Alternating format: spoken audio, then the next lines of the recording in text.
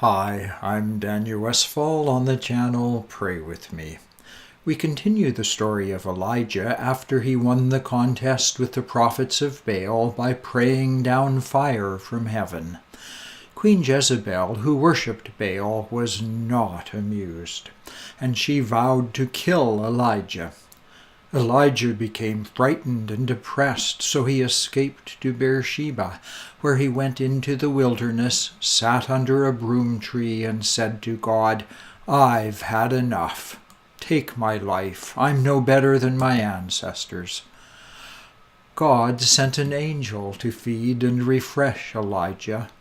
Then Elijah traveled 40 days and 40 nights to Mount Horeb, another name for Mount Sinai, where Moses had received the 10 Commandments. Elijah traveled 40 days and 40 nights? Google Maps estimates the distance from the modern city of Beersheba to the presumed location of Mount Horeb as 261 miles or 87 hours walking. That's a 3.5-day walk. Not 40. Either Elijah took the long way round, or 40 days and 40 nights is a metaphor for a long and difficult journey. The route from Beersheba to Mount Horeb goes through the desert, where Israel wandered for 40 years on their way to the Promised Land. The number 40 connects Elijah's wanderings to the confused wandering of his ancestors. It also connects Elijah to Moses, who spent 40 days and nights on the mountain, receiving the 10 Commandments. Mount Horeb was a mountain of fireworks. When God prepared to give Moses the 10 Commandments, thunder rolled, lightning struck, and a trumpet blasted. Exodus says that God descended on the mountain with fire. The mountain was covered with smoke and trembled violently.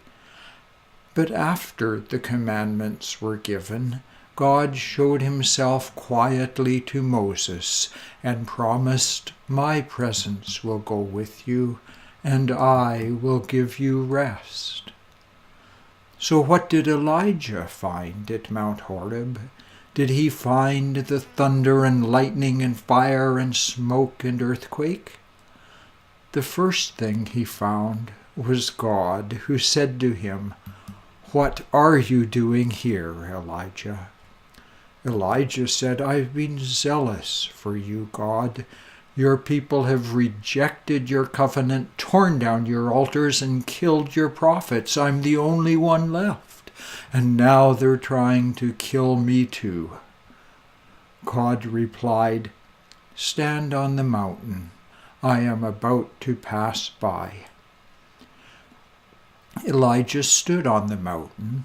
First, he saw the old-time power and glory that Moses experienced. A powerful wind tore at the mountain and shattered rocks. But the Lord was not in the wind. After the wind, an earthquake. But the Lord was not in the earthquake. After the earthquake, a fire. But the Lord was not in the fire. The signs of God's presence came to Elijah, but God was not present in the signs.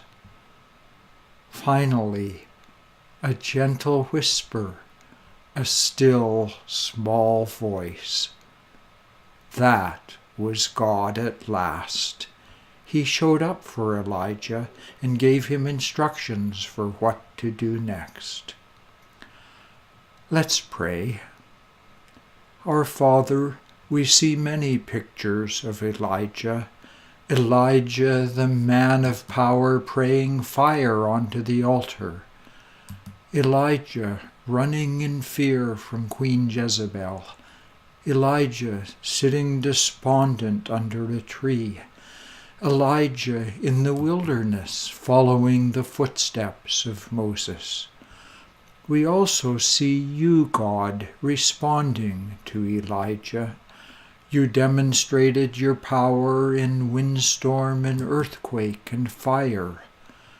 But the tumult was trivial. Your still, small voice was decisive. Our Father, we wait like Elijah waited, through the turmoil of our lives, through unhappiness, fear, and despondency, through wilderness journeys, through earthquake, wind, and fire.